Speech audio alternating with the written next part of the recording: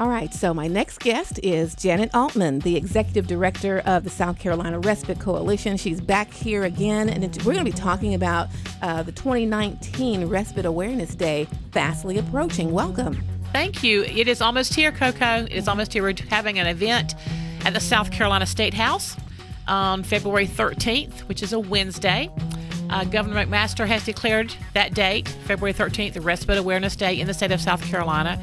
We have his proclamation, and we're very excited. We hope people will come out and stand with us there at the State House beginning at 10 o'clock on the 13th. All right, Respite Awareness Day, and the word respite, by the way, being for caregivers, very important. If you are a caregiver, please listen to this information because there is respite available for you.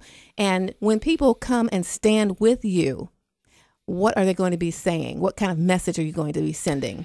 We have 4 family caregivers who have received a respite care voucher from us this past year, or who are getting some respite services through DDSN, the Department of Disabilities and Special Needs, or they've received a respite care voucher from the Central Midlands Council of Government.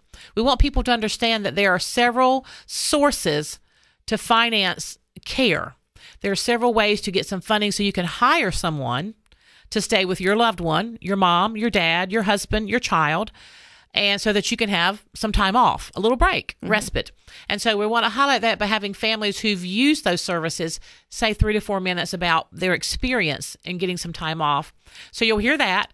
You'll hear the proclamation read. You'll also hear us talking about saying thank you to the State House and the State Senate for the funding they have recurring in the state budget. They have $2.4 million recurring to give out to family caregivers in the form of vouchers so they can hire someone to stay with their loved one and get a break. So we want to say thank you to those folks for that. Yes, and we don't want the funding to be cut off. And, right. You know, I don't think people realize that there's not that much funding available in the state of South Carolina for respite care. So this is very vital. Right. When you hear $2.4 million, it sounds fantastic. But when you think about there are, close to 1 million family caregivers? We hear numbers like 770,000, 920,000. You hear these numbers. It's inching up toward 1 million people in the state who will identify themselves and say, yes, I am a family caregiver. My mom, my dad, my sister, my brother, my child, my husband, my wife is dependent upon me on a daily basis. I am their family caregiver. And yet there's so many others who would not identify that way.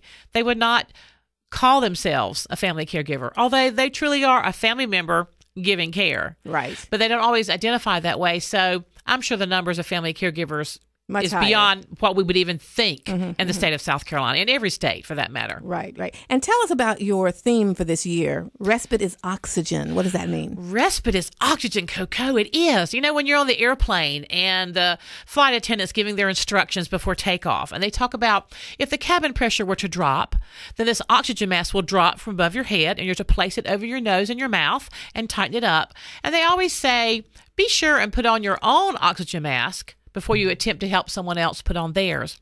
In that same way, we would say plan respite, plan time off, plan your breaks as you're a family caregiver before you collapse.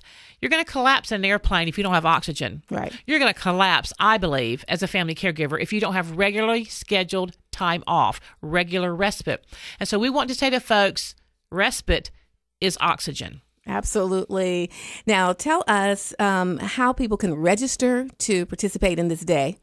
I have created a link to the day, but I've shared that with about 600 people. So we've had a lot of people that have registered already. Good. But if you don't have the link, and you may not, then please call our office, and we're happy to register you by phone. Now, our phone number in the office here in Columbia is area code 803-935-5027, and you'll press extension 1, and we'll be happy to register you to come. It is a commitment to get there, find parking at the State House, be in the building by 10 o'clock, and we'll be done by noon. So you'll be about a 2-hour commitment on that Wednesday, February 13th. Now, tell us a little bit about how your respite program works for people who would like to get a voucher. Okay. We have an application. It's posted on our website. It's a 5-page application. That sounds complicated. It's not meant to be. We're using state money And we need to know who is applying for the state voucher money. So we ask you your age and your ethnicity and your address. And if you're getting other services like through the VA or through hospice, we want to know what you're getting so we can kind of see who are the ones who are reaching out for respite care funding. So we have an application. It's on the website. And you print it out, you fill it out, you send it in. The 5th page of the application is where a healthcare professional basically validates, in this situation, there's a special need here. This is a family caregiver, a daughter, a son, a mom, who really just can't walk out the door and say, see you in a few hours, honey. Mm-hmm. They need to leave someone in charge, someone to do care and supervision in their absence. So that 5th page of our application is where our healthcare professional says, yes, there's a special need here. And therefore, that's really what we need.